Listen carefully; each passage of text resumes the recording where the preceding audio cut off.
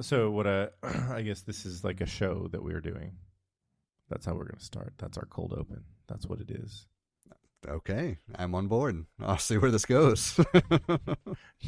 You say that, but you can edit however you want to edit, and that's that. That's the beauty of that, or that's the magic of the show. Or that's the power that you wield being the editor. So anyway,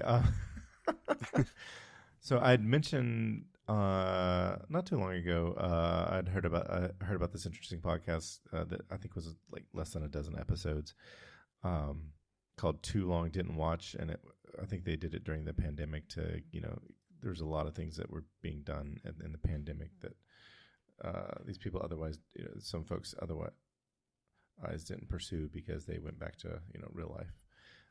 But it was basically, do you remember this? Did I? Yes, I remember you mentioning it. I have not checked it out yet, but I do remember you mentioning it. I've only checked out like who was on it and what they did. So the premise of the show. So for listeners of this episode or people who don't remember when I talked about it before, because I don't remember which show I talked about it, but the premise of the show was to Alan Sepinwall of the Rolling Stone. He's I think their like head TV critic or only TV, whatever. He does TV. He does critiques of television shows for the Rolling Stones, and he did a podcast during the pandemic or right after the pandemic. Folks in California were made to stay at home longer than folks in Alabama, where we live, did. So when we say in the pandemic, it was it could have been 2021, and they were still like, yeah, don't go outside.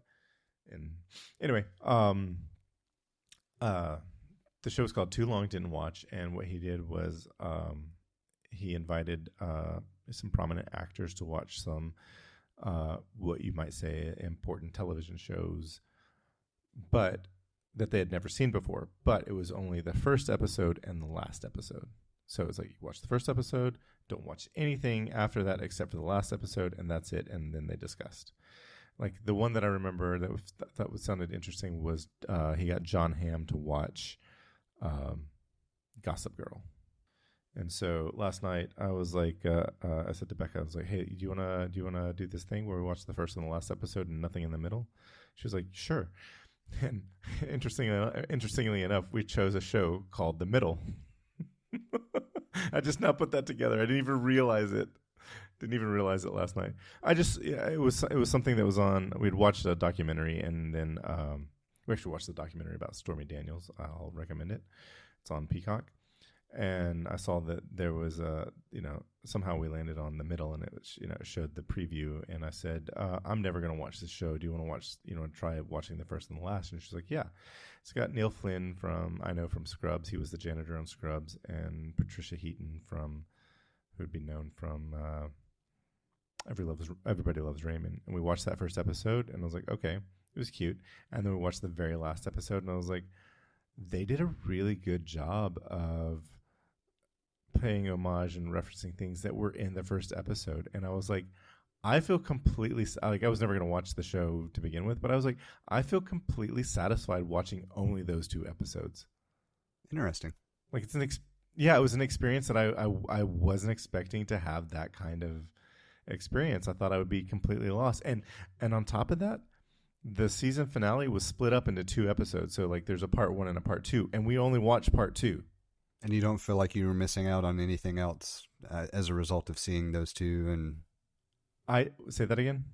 So as a result of seeing those two episodes, the first and the very last, and you don't feel like you're missing out on just understanding something else, or no, I do not enjoying something else about the characters or anything else? No. Interesting. The only thing I looked at, like Chris Kattan was in the first episode, and I just looked up to see how long he stayed on the show, and he was on for like a few seasons, and I was like, okay, that show went on. Okay, here's the other thing that's interesting. That show was 9 seasons. So I watched the beginning of a 9-year stretch. I watched the beginning and end of a 9-year stretch. I kind of wish I knew how that would work with something like Lost. Because obviously I've seen the entire series. I can't go back and try to do it now because I can fill in blanks anyway. But I would be really interested in someone watching the first episode and last episode and whether or not they would feel the same way. Because my money would be to say no. Your money would be what? Like my bet would be my money would say no, that would not be a fulfilling experience. No, it'd be yeah, I feel like it wouldn't be either, but like I picked a show that I didn't care about, and yeah, it was really cool. I was pleasantly surprised with how it went. Well, I'm glad it worked out. It's certainly an interesting concept. It is. I think the difficult thing I would have to try doing it with a show that I had not seen, because the difficult thing for me is like everything that I've seen either the entire thing or at least multiple episodes of already, and so I can't think. Yeah, you can't do that. I can't relate to the idea without trying it firsthand. I don't think. Yeah, you can't do something that you've already seen some episodes of. I think that there's enough throwaway. There's enough shows out there that you're not gonna watch. There's a show that's there that's like, it's slightly interesting, but I'm never going to watch it. There's enough of those out there that you could find something to do that with and just see how it, because I don't feel the need to watch this show. I wasn't going to watch it to begin with, but I had this experience that I've never had before with, watching media. Like it was just like, it's a very interesting way. And the thing is, you can do it in less than an hour. Like the show, like sitcoms from, that sitcom started in 2009. It's 40 minutes. Like it's less than an hour. So, both Beck and I was like, that was fun and no desire to watch it, but it was a fun experience. At some point I might try it. At this point, I'm still trying to catch up on all the things that I've committed to watching. My list seems to be ever growing. Yeah, well, it will be ever growing. So I think I'm going to try. I've never seen The Office, and I'm going to try it with The Office. Interesting. I didn't realize you had never watched The Office. Never seen an episode. I tried watching the British Office once, and I was just like, I can't do it. I was just like, I'm not here. I'm not here for it. I lost audio for a minute, but it sounds like it came back. Oh, okay. Can you hear me now? Yeah. Yeah. So you've never watched any of The Office? Nope. I mean, I've seen clips from it. I know that somebody likes to play pranks on somebody else that's nerdy. John Krasinski likes to play pranks on Rainn Wilson. I mean, I've never really sat and watched The Office, but even I've seen a bunch of random episodes of it. I've never seen random episodes. I've just seen random clips. That's the part that I just find kind of fascinating. Yeah. And I hadn't seen Parks and Rec. It was like people used to be like, "Are you an Office or Parks and Rec person?" I was like, "Well, I've never seen either." At this point now, I've seen Parks and Rec, but for a long time, I hadn't seen either. So I've never watched all of either one. I've watched random episodes of both. I've never sat and watched all of them. I do own technically both because at some point or another, when the box sets were on sale through iTunes, I added them to my library. So I have them for whatever reason, and I could watch them in their entirety, and I probably never will. I keep waiting for, God, what a good one would be is Mad Men. Yeah, I own that one too. I was going to say, if you're not going to watch Mad Men, watch the first and the last episode. That'll be interesting. So I've already watched the first few episodes of the first season, but I haven't made it through much of it. But still, that's more than... You could probably do it, but... I don't really remember anything of what I watched, so that might be a contender that I could theoretically kind of finagle my way through. I think it would be a phenomenal one. What got me to think about this is you could do this with *Halt and Catch Fire*, which is like the 1980s personal computer revolution version of storytelling, Mad Men version. I'm saying that the words are there, but they're not in the right order. I follow what you're meaning. Yeah. So apologies to those who didn't follow that. But I was gonna say, what's interesting is like I think you could watch the very first episode of that and the very last episode of that and have the positive experience. And then if you decide, yeah, I do, this was very interesting, and I do want to watch the whole show, it won't ruin the show. Like I think it would be totally satisfying to go back and after watching final episode, go back and watch season 1, episode 2, and from there on. But I keep waiting for those to be on sale on iTunes. I don't know how to transition to the next point. No, we don't. We can just say that's the end. That's the end. That's the end. That is the end of segment 1 of the pre-flight. And I thought I was going to say way less than I did. I thought that was going to be a much shorter thing. And well, that's all right because this one will be. That's short. why I was going to say that's why I stuck it in front of what yours was, because I thought we would talk about this for longer. Yeah, I don't think we're going to talk about it long. I just realized because you say that, but we're us. That's true. So I realized today, because I was trying to go through and organize a couple of things on external drives and purge some stuff I didn't need anymore, I just need to reevaluate and reset up a proper storage/backup solution, especially as I go into doing more work with video again. I had forgotten how quickly, we all know how quick video takes up size, but if you've never been one to shoot video in order to edit together something after the fact, you forget quite how much more space that takes up than just video in general as a category. And so I just need to reevaluate and figure out exactly how I'm going to use my assortment of drives and how I'm going to archive stuff.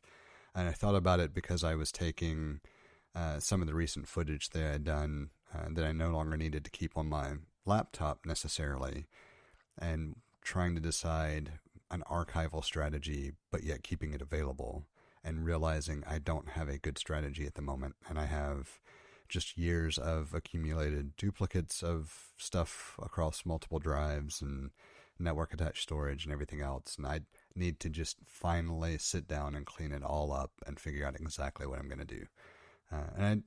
We've talked about it before, so I figured I would add a note about it, but that's really all I had to say about it. Okay. I thought you were gonna.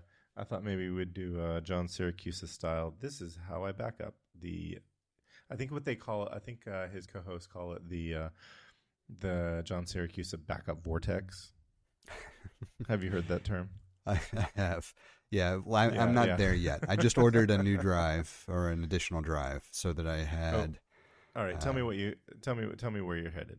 You don't have to. I don't think we have to go where you are, but where are you headed? What I'm going to do first, I ordered another 4 terabyte external SSD, because what I'm going to do first is take everything I care about and put it on my computer on local storage, synchronize that so that I have 2 copies of everything I actually care about, one on the laptop, one on that external drive.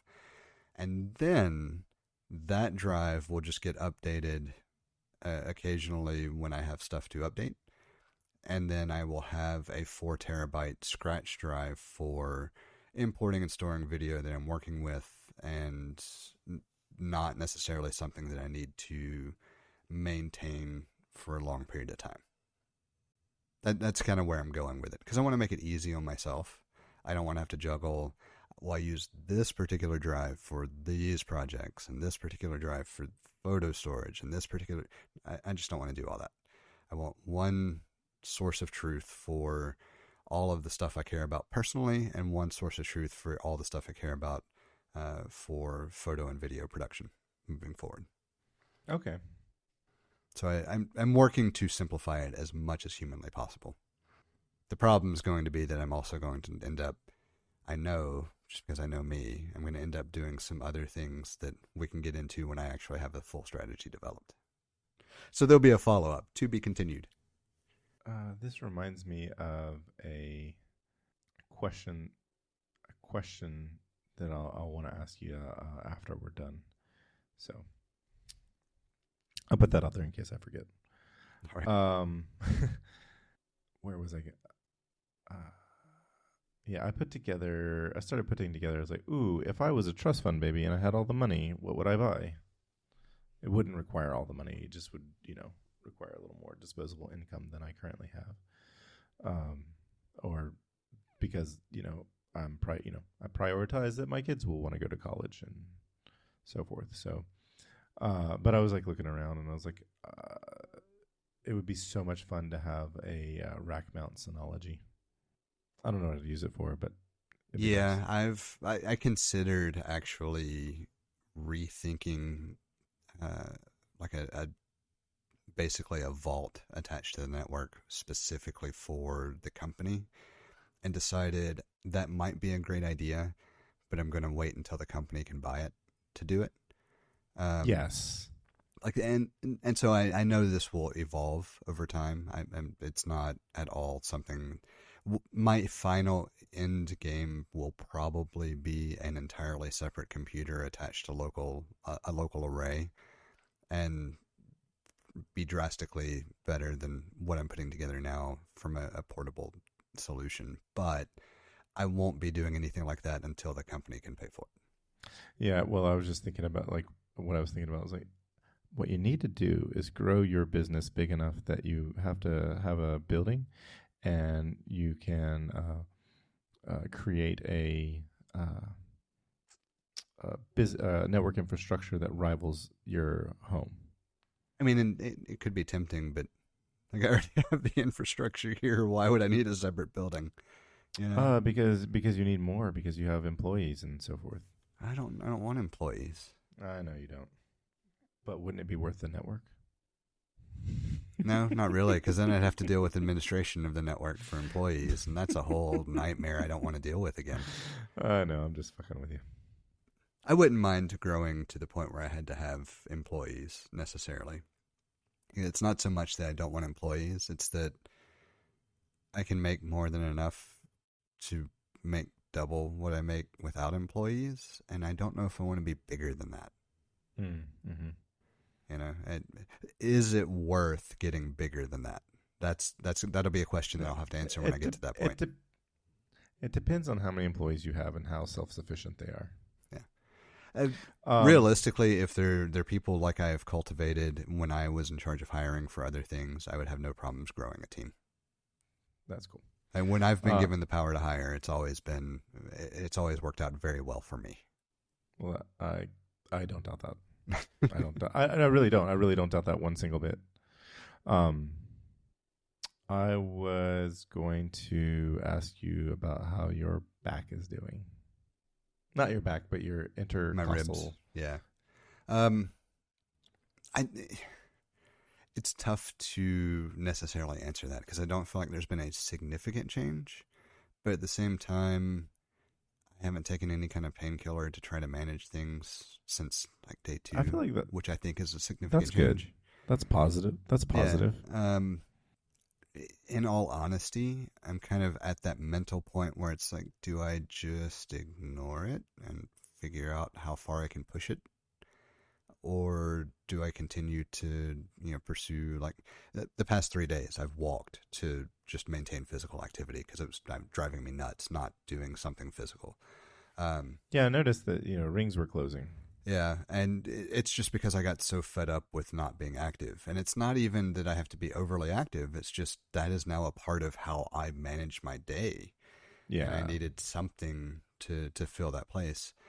More than likely, just based on the way it feels, I don't think that it is necessarily going to heal quickly. Like, I don't think this is a 2-week thing. I think it's more a 4 to 6 week thing. But I also don't feel like there's a huge risk for me making it worse as long as I'm smart about how I engage in activities. And what I mean by that is I was thinking about going to class today and just not doing anything other than technique, which would be at whatever pace you choose, just kind of going through the motions. Like, it's not like I have to forcefully contract anything, it's just learning a particular move or technique. And then when it comes to drills and application, just saying, okay, I need to sit out and watch this. And the only reason I didn't was a combination of timing of things with the in-laws visiting and all, where I would have felt rushed, and I don't like feeling rushed. And I'd had a couple other things that needed to get done here that kind of overlapped with the time that I would go. So I think what I'm going to do is Thursday go to the other school that opened that I need to talk to my former instructor who opened that school. I need to talk to him about a video project he wants to do. I think what I'm going to do is go to his lunch class, take the same mindset of I can do, a modified warm-up. I can learn and go through technique for the fundamentals class without a problem. And then once it gets to anything where you're going at any kind of pace or exerting any real effort, just sit out and watch. And I think I'll be okay. I don't feel like I would make it worse doing that based on general activity during the day at home.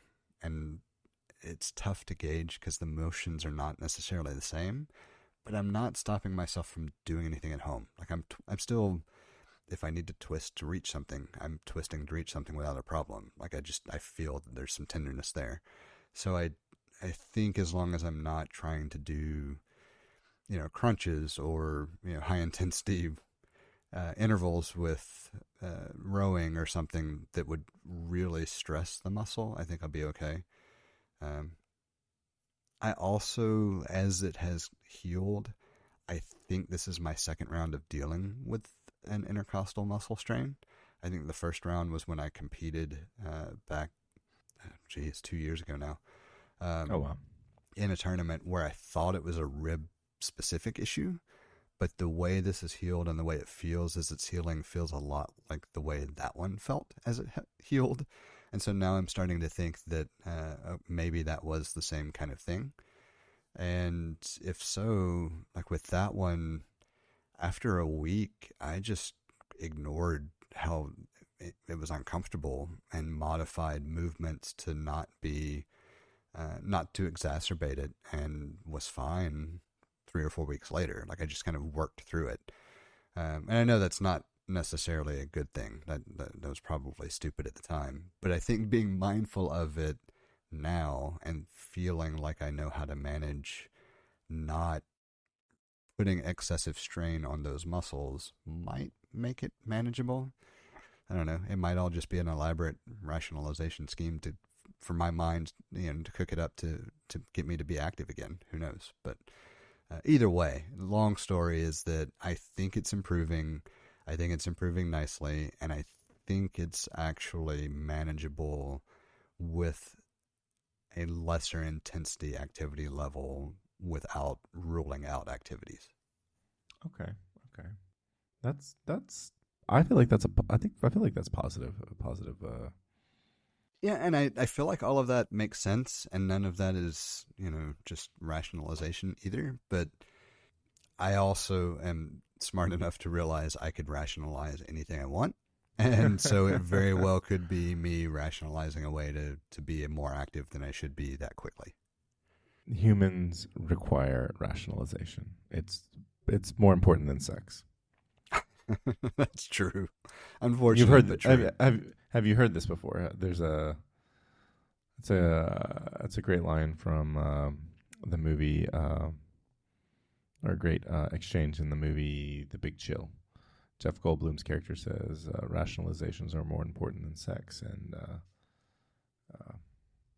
who he's talking to, he says, no, they couldn't be more important than sex. And he's like, well, how many days have you gone without a rationalization?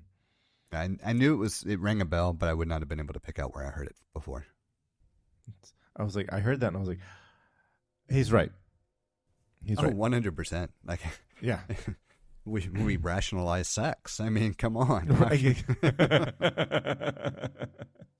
I'll find the clip and send it to you because it's fun. Good. I guess I could say I could have a quick health update, and that is last weekend I still had some side effect issues and so what I did was I was like, I stopped doing the things that were the obvious, like, oh, you shouldn't, this is going to cause side effects. And then I was like, I need to find out everything that I should be eating and all the things I should not, even just white bread can, because it's processed and refined, can cause problems. And so and pasta. So it's like, yeah, while those aren't fatty and greasy, they still are problematic. And so like I've been really like last 5 the last 5 days have like not cutting it out, but just um just really being careful about it and spacing it out. Like started keeping a food journal. Like I have felt so much better. Uh, this today, Becca was telling me, she's like, "You stopped snoring. Like you didn't snore at all last night." And I was like, "Well, that's positive." I knew that weight loss would help with that, but I didn't think I thought I'd need to lose more weight than I currently have. Like I'm currently down 20 pounds and a notch tighter on my belt. I was like, "That's good." And uh, so the last 3 or 4 days have been really good. Like last 3 days have been really good, and I like have a lot more energy than I did the last few weeks, and so I'm pretty happy about that. And I think things are regular. And I had this sort of weird thought about like, um, it's like it's gotten a lot easier for me to like say I'm not gonna eat that. And I was like, why couldn't I do this without the medicine? And then I remembered, it's like, oh, it's because I'm also not nearly as hungry. Like I don't have that desire anymore. So it's just been that's been good. And there was actually But we're around what, 3 weeks, 2 weeks, no 3 weeks. No, I'm in the I'm in the fifth week. Okay, for some reason I was thinking it was less than 4, but okay. Even then, I mean that's a very short, compressed time frame for both results and kind of a shift in mindset without the aid of something. It's like that. That's a pretty quick difference in behavior and feeling, I guess, is what I'm getting at. Yeah, so I would say there's a combination of things going on. One, there's the drug that's doing what the drug is supposed to do, and that is make you less hungry. That like I said, that was amazing. Like it was truly eye opening to me about like I didn't realize how I was. I didn't realize what my baseline I was like I knew I could eat a fair amount of food, but I didn't realize how I just didn't realize it. And I don't know how to say I just didn't realize it, and like I don't know that actually even makes sense. But um, Well, I think it does, because like one of the things that kind of caught me by surprise when I started figuring things out for me was how much I ate out of either boredom or uh, lack of other stimulus. Not necessarily just boredom, but like how often I would need a break or need a change or something, and so I would get up and walk around, but that would inevitably lead me to the kitchen where I would find some snack to grab. And sure, it might be a small snack, but that adds up quickly over the course of a day. And I didn't realize until I was much more strict about what I would actually consume while I was monitoring it, how often I would do something like that. And so I think it makes sense from the standpoint of just general appetite as well, that if you're accustomed to eating 3 large meals a day, just how many calories that actually is kind of astounding when you try to put it in perspective. So like I know it's not talking about quite the same thing, but I think I follow what you mean is kind of what I'm yeah, getting at. like it was just no problem to eat like uh like 1,500 calories in one sitting. And it's like I'm not like a super fat dude, like but it just was like that wasn't a problem. Like I could do it and then be like, I'm hungry, and like I could go. So um, I could go to. Uh, you familiar with like the Purple Onion? Yeah. I could go there and eat 2 sandwiches and be like, okay, now I'm full. And now I can go there and I'd be like, I couldn't finish this thing. And like I actually recently went there Beck and I spent all day working in the yard on Sunday, and we went there for dinner because I was like, because now it's like I don't want to go anywhere. That's where I want to go because I know that I can get a high protein lean. They have a high protein lean offering that I can get. It's like I got a chicken kebab, and then I was like, they have, I don't know, they have it's not white rice, but it's I don't know what the rice is. But I was like, you know what, I want hold the rice and give me extra salad, and just easy to. There's a bunch of stuff there that I can eat that is conducive to staying, to avoiding side effects of this drug from there. So I did that, and it was good. But I just I couldn't finish the entire meal, and I was like, this is like so unrealistic. This is so different for me, and it's nice. I feel like I'm a regular person, and so. That's nice, but there's also the whole aversion. I have an aversion to. It's really easy to not want those things that I really used to like. It's really easy to not crave something that has been unhealthy for me. But it's like the perfect combination of carbohydrates, fat, and salt, and protein that is undeniable to the underlying human evolution that we have, that is built into us to seek out high caloric, morsels so that we can survive.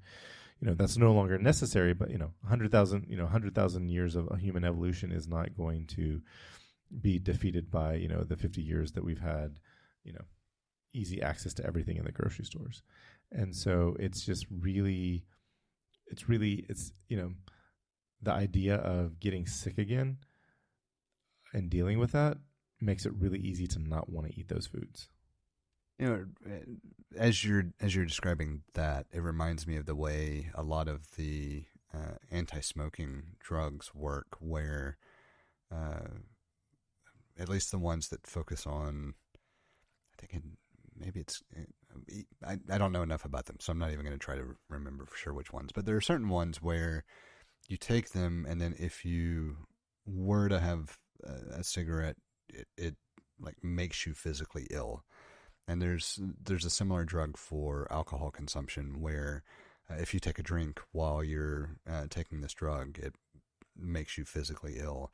And it's a very similar concept in that it's easy to seek aversion to things that have a negative result, which is why the thought behind negative reinforcement always seemed appealing, because we could see where it makes sense with regard to physical symptoms and health.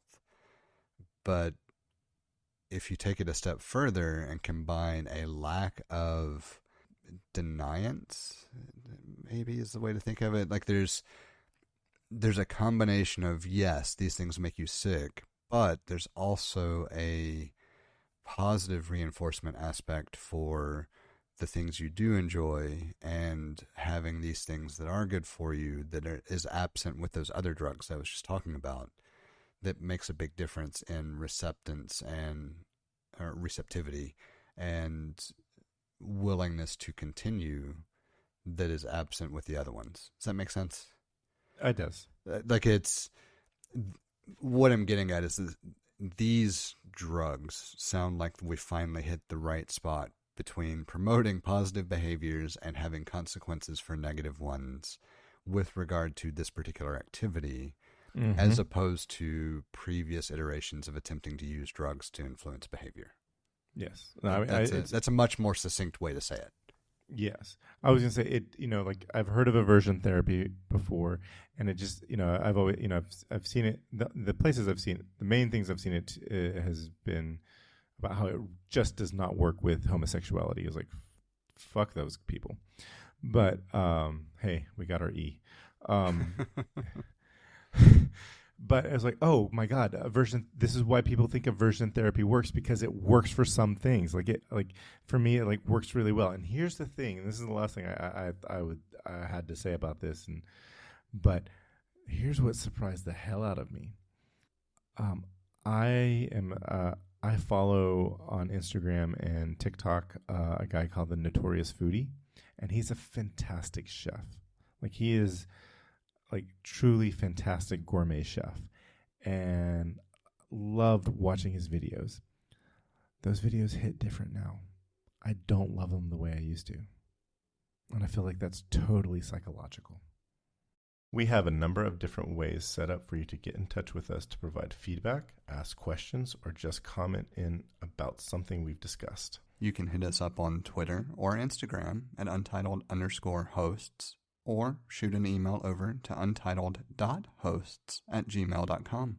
Or get in touch directly with Jesse at jthart.com, or get in touch with me, John, via telepathy.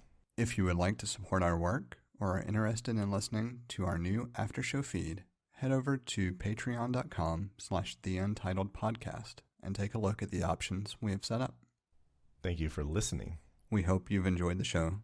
And we hope to connect with more of you as we continue this journey. That's a wrap.